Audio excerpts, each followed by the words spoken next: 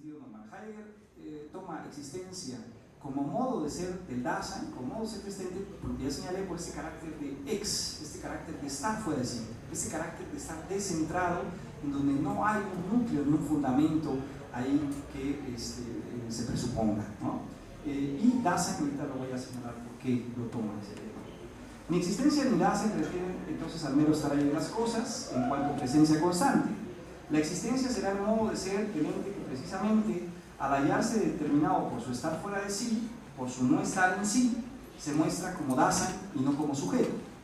Es decir, cuando hablamos de sujeto, habría un núcleo, ¿no? Si pensamos en el cogito, o si pensamos en un yo, conciencia, etc. El estar fuera de sí indica que el ser humano inicialmente no está determinado por una interioridad de la conciencia o algo parecido, sino, dice Heidegger, por un estar abierto. Precisamente con el uso del término Dasein, Heidegger pretende expresar en primer lugar ese estar abierto originario del ser humano. Aunque la partícula da de Dasein indica también localización, es decir, ahí, en primer lugar refiere a un estar no espacial. Y aquí pongo algunos ejemplos. Cuando en una función de títeres o en el circo se escucha la pregunta, ¿niños están ahí?, esto no espera en primer lugar una respuesta en torno a la localización espacial, sino más bien al estar listos, al estar dispuestos para la función. Asimismo, la caracterización del ser humano como Dasein a partir de la existencia señala que el ser humano, en primer lugar, no está ahí presencialmente, sino dispuesto, abierto para ser. Yo pongo un ejemplo de uno de mis libros, como la versión mexicana de esto, el juego del lobo, ¿no? El juego del lobo, eso siempre funciona, mis alumnos lo entienden. Claro, si ustedes recuerdan, no sé si todos jugaron al lobo, jugaremos en el bosque, si el lobo no está, pero si el lobo aparece, a todos como, ¿no? Lobo, estás ahí, ¿no? Y claro, ¿qué pasa ahí en el juego? Es decir, el lobo, estás ahí, los niños responden, no, el niño que hace el lobo, no, me estoy bañando, o no, estoy comiendo, o no, estoy durmiendo, o sí, ¿no? ¿Y qué significa eso? Bueno, que el lobo sí es lobo, ¿no? Es decir, ¿qué significa que el lobo sea lobo? Bueno, que sea feroz, y por eso entonces los niños corren, porque el lobo sí está siendo lobo, ¿no? Es decir, podríamos decir, presencialmente, pues está ahí, pero no está ahí. O sea, es decir, está ahí presencialmente, pero no está como lobo, no es lobo, porque está ocupado en otras cosas, no está haciendo su ferocidad, digamos, ¿no? Esa idea de estar listo, estar dispuesto, de ser lo que se es, creo yo que es el sentido que tiene el ahí, al que Heidegger quiere enfatizar y que se puede expresar también en alemán y español, ese da, ese ahí, en ese sentido de apertura, ¿no? Y por eso yo prefiero no traducirlo, porque se puede confundir simplemente con el ámbito de espacialidad, ¿no? Como el estar ahí, como la botella, etc., ¿no? No es ese sentido, sino es ese sentido, esa dirección de apertura, de estar listo, de estar dispuesto, etc., de ser lo que se es en ese sentido, ¿no? Entonces, de esta forma, con la caracterización del ser humano como Dasein, Heidegger expresa el hecho de que, cito de ese tiempo, dice, es propio de este ente el que con y por su ser, este se encuentre abierto para él mismo. Esa es la idea de Dasein, es decir, que hay la constitución de ser, es en el fondo este ámbito de la apertura, no la presencialidad. Esto significa que lo que determina la existencia está dado por la relación de ser del Dasein. Esto es, que al Dasein le va su ser por y con su ser, a partir de esta cita que expresa esta idea de apertura. Por un lado, lo que le va al Dasein es abierto por su ser, y por otro, el modo en el que le va es precisamente con su ser, ¿no? A partir de esta cita de le va su ser con y por su ser, ¿no? Este doble despliegue de la relación es en el fondo lo que constituye la existencia, ¿no? Es como la parte complicada de entender. Pensamos existencia todavía en el sentido de presencia. Lo que quiere señalar Heidegger es esto, el mero carácter de apertura, que es mera relación de ser. Somos mera relación de ser, o sea, sin ningún contenido ahí detrás. Y esa es esta idea de existencia. Me va mi ser con y por mi ser. Y entonces, claro, esta idea de existencia es entendida solo a partir de los mencionados modos de apertura de ser, de los que está hablando. Aquello que le va al Dasein por su ser es abierto en la comprensión de ser, y el con su ser es el modo como la comprensión de ser está arrojada y es abierta mediante la disposición afectiva, ¿no? Esos son los dos modos de apertura centrales que Heidegger va a trabajar en gran parte de Ser y Tiempo. Es decir, que la existencia consiste en ser mera relación de ser con y por mi ser, y ese ámbito de por mi ser es llamado comprensión, pero la comprensión es comprensión de mi estar ya siendo, y eso se expresa, el modo como se afecta la comprensión, como disposición afectiva, es decir, como el ámbito de la afectividad, ¿no? La comprensión, ahora hay que aclarar eso, que queremos con comprensión y afectividad que constituye la existencia. La comprensión no tiene en primer lugar una connotación intelectual, ¿no? Sino que refiere más bien a una capacidad, es decir, a un poder. Comprender algo remite a un saber que no es teórico, sino un saber, una especie de saber que en su ejecución nos hace capaces de algo. Así, cuando decimos que sabemos nadar, esto no significa que conocemos las técnicas o la historia de la natación o las medidas de la piscina, significa que somos capaces de nadar. Es decir, si yo digo yo sé nadar, significa yo soy capaz de nadar, es decir, es sinónimo de yo puedo nadar, ¿no? Entonces, ese sentido de saber es lo que Heidegger está pensando por comprensión, ¿no? Comprensión no significa que es un asunto teórico, ¿no? De entender, ¿no? Sino de ser capaz de poder. Y quizás en español no resuene ese sentido, pero sí en el ámbito de saber, ¿no? Cuando decimos eso, sé nadar, o sé alemán, por ejemplo, ¿no? O sé inglés, ¿no? Si yo digo yo sé alemán o sé inglés, no significa que me sé la gramática, ¿no? O que me sé la historia del idioma, o que, etcétera, sino que soy capaz de entender a alguien que me habla en ese idioma y soy capaz de contestar, etcétera, ¿no? Esa es la idea de esta comprensión. Entonces, comprender en ese sentido consiste en poder hacer frente a algo, en estar al nivel de aquello que viene al encuentro. Pensado a partir del ser del Dasein, el comprender no es otra cosa que el poder ser del Dasein. Es decir, el estar siendo del Dasein es abierto al proyectar su poder ser, y por eso Heidegger va a hablar de posibilidades de ser, ¿no? Porque se trata de un poder ser, es decir, la comprensión se expresa en posibilidades, ¿no? Pero en ese sentido que enfatiza la apertura, no posibilidades en un sentido modal que puedan llegar a ser realizadas, ¿no? O sea, no se trata de una incompletud en el sentido que nos falte otra parte que después va a ser completada, ¿no? Sino es mera apertura, ¿no? Mera posibilidad, y se queda presente así como posibilidad. Ese es el énfasis en este asunto, ¿no? De este modo, un primer modo de abrirse el ser del Dasein es precisamente el abrirse su ser como posibilidades. Su entidad no reposa, pues, en una determinación presencial a la que se le añada la posibilidad, sino que su estar siendo se abre, se proyecta, va a decir Heidegger, ¿no? Esta idea de proyecto, Entwurf en alemán, va en ese sentido. No se trata de un esbozo ni nada por el estilo, ¿no? Ese sentido de abrirse como posibilidad. Sin embargo, este carácter existenciario, va a hablar de existenciario a diferencia de categorial, precisamente por eso, porque lo categorial remite a una interpretación del ser como presencia, existenciario remite a una interpretación del ser desde la existencia misma. Este carácter existenciario de la posibilidad debe ser diferenciado de una interpretación categorial en donde, bueno, ya lo dije, la posibilidad se transforma en una realidad. Esa sería una interpretación categorial todavía en ese sentido. Es decir, como decíamos, yuxtapuesta al Dasein, es decir, no propia del modo de ser destino. Visto desde la radicalidad de la existencia, el Dasein no es algo inconcluso, bueno, ya me adelanté con todo esto que señalé, no es algo inconcluso que vaya a ser completado. Ahora bien, al proyectar, es decir, al abrir posibilidades en la comprensión, le acompaña siempre este otro modo de apertura enfatizado por Heidegger al hablar de la existencia, que es precisamente la disposición afectiva.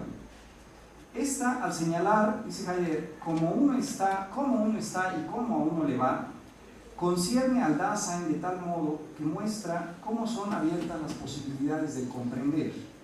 La afectividad, que ya siempre determina todo nuestro habitar en el mundo, indica que las posibilidades de ser abiertas en la comprensión no son posibilidades neutras, sino templadas, ¿no? El término que utiliza aquí es Stimmung, ¿no? Gestimmt, etc., Gestimmtheit y todo esto.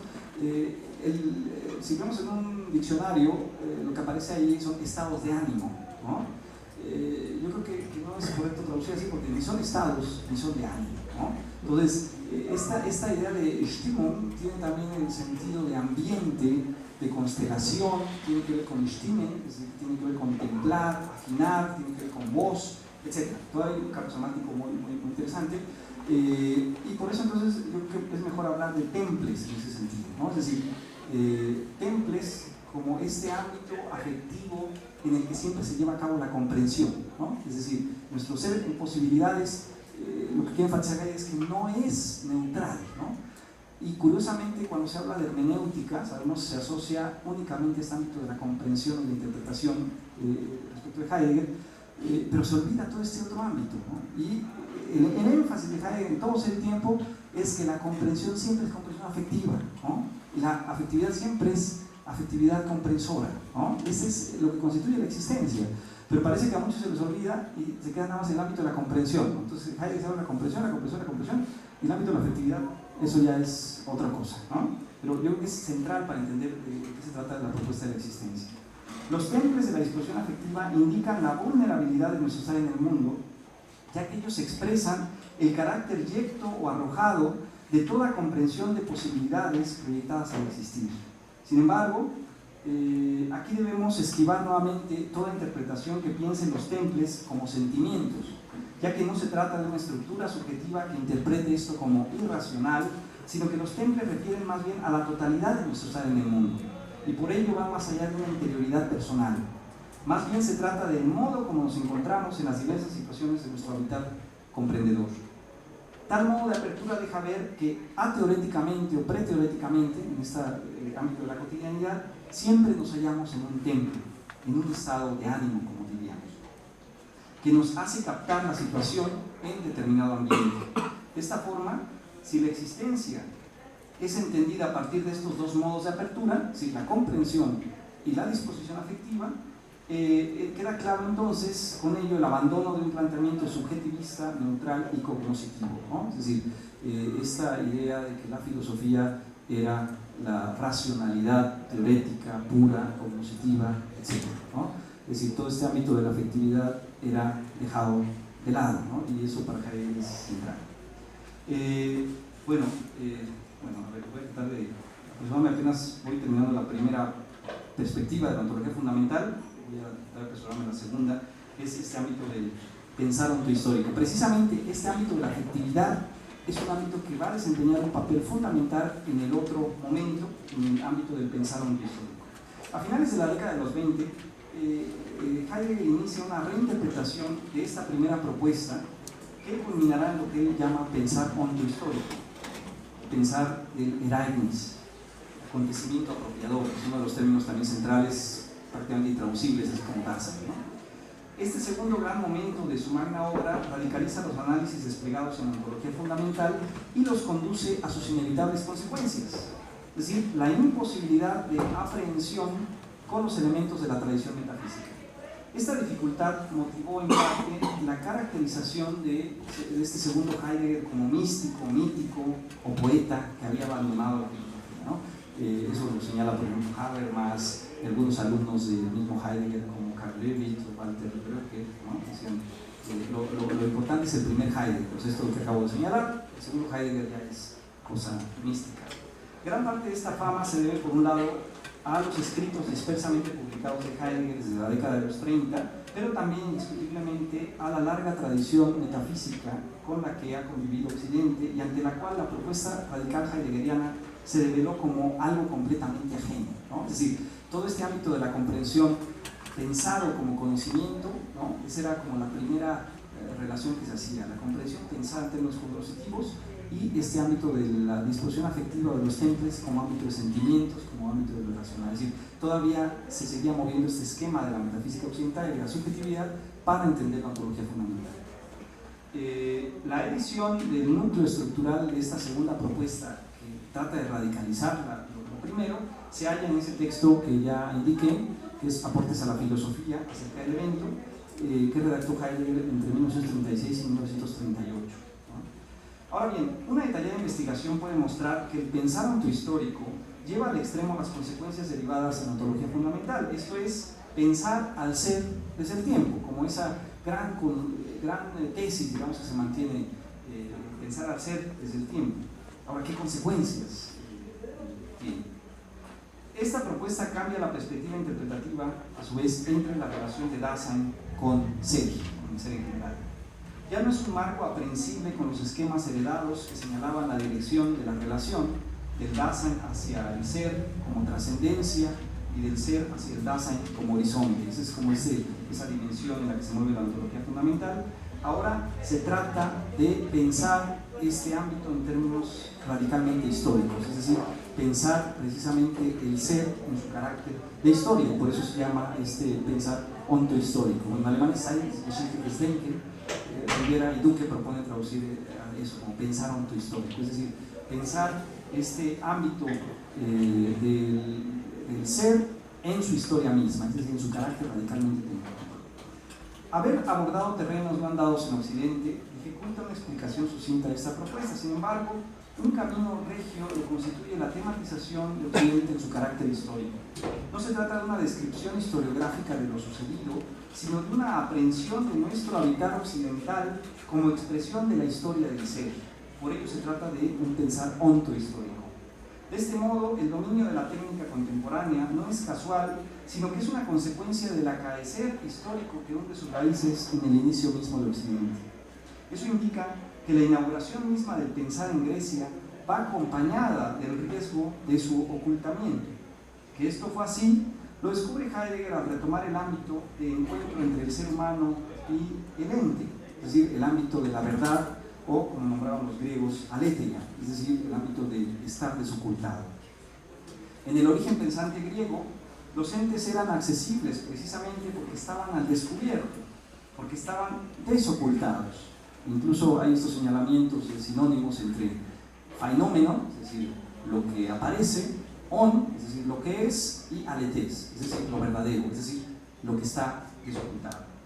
Sin embargo, tal relación originaria será soterrada y la verdad, como aquel ser arrancado del ocultamiento para abordar el ámbito del estar desocultado de los entes, será precisamente olvidado. Ahora el ente ya no será aquello que emerge en la lucha entre el estar oculto y su desocultamiento, sino que mediante el soterramiento del ente pasará a ser simplemente mediante tal soterramiento, el ente pasará a ser simplemente lo manifiesto en la positividad del estar ahí, y la verdad pasará a ser la adecuación con un ámbito predelineado en torno al encuentro con las cosas. Así, en el origen mismo de la filosofía, el ser en su verdad ya habría sido olvidado, ¿no? Y esto es como parte de este trabajo del pensamiento ontohistórico que Heidegger va a llevar a cabo.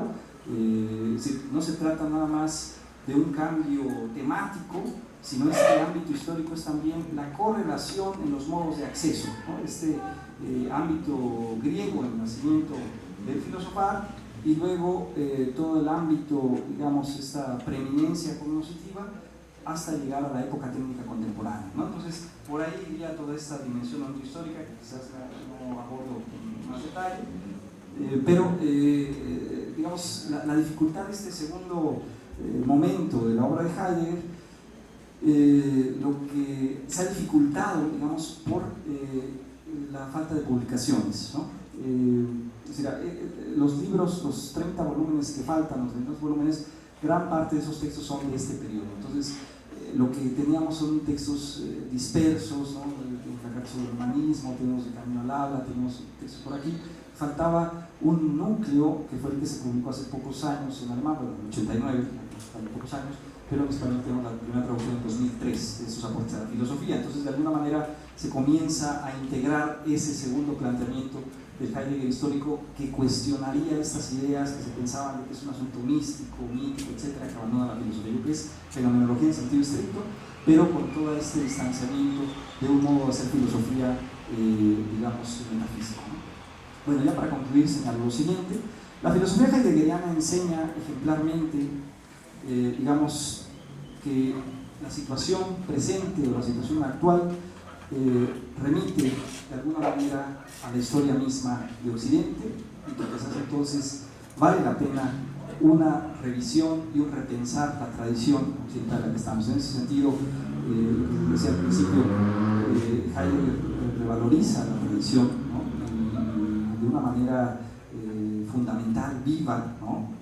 El gran ejemplo son las lecturas que hace de Aristóteles en sus años en Friburgo, 1920, 21, 22, en donde asisten gran parte de los que después van a llevar a cabo esa famosa rehabilitación de la filosofía práctica, ¿no? En Marburgo también lo va a seguir haciendo, ahí va a llegar por ejemplo Hannah Arendt. Entonces todo el trabajo que se hace de la rehabilitación de la filosofía práctica es una actualización o algunos aspectos de actualización de la filosofía aristotélica, y con eso Heidegger muestra de manera clara, ¿no?, que la tradición no es un asunto, como repito lo que decía Volpi, para embalsamar ideas. No se trata de un asunto de museo, sino un asunto que puede realmente dar guías o puede dar pistas para la época contemporánea, especialmente para la época técnica en la que nos movemos, ¿no? De este modo, preguntas que parecerían absurdas a partir de lo abierto o las provocaciones de Heidegger, parece que se convierten en perspectivas para el pensar futuro. Hay esencia sin quid, ¿no? Es decir, hay esencia sin qué. Hay ser humano sin animal racional. Hay fundamento sin ratio, fundamento sin razón. Hay ser sin presencia. Hay tiempo sin secuencia. Hay concepto sin objetivación. Hay Dios sin superlativos, ¿no? Son algunas de las preguntas que uno enfrenta al leer la obra de Heidegger. Heidegger dio los primeros pasos en esta dirección. Sin embargo, los caminos del pensar expuestos en sus obras son una invitación a corresponder a la transformación de nuestro habitar. Esa es la tarea a la que nos invita, digamos, el pensar heideggeriano, y esa es la idea de fenomenología que está en juego. En el parágrafo 7 de ese tiempo lo señala de manera muy clara. La fenomenología hay que entenderla como posibilidad. No se trata de una corriente, de un contenido, de una concreción o de un dogma, sino de un modo de hacer filosofía y de una invitación a una constante aproximación, ¿no? Y esa fue también la idea que Husserl marcó siempre con la filosofía, especialmente hecha como fenomenología. Recuerdo lo que siempre decía: en filosofía siempre somos principiantes, o siempre hay que ser principiantes. Yo creo que el trabajo de Heidegger, toda esta magna obra, va en esa dirección, es decir, como alguien que buscó, como alguien que, como decimos aquí, no se la creyó, ¿no?, en ese sentido, pero realmente se mantuvo en esa apertura constante y en esa búsqueda constante, y que yo creo que eso es lo que ha sido tan atractivo y ha abierto tantos caminos para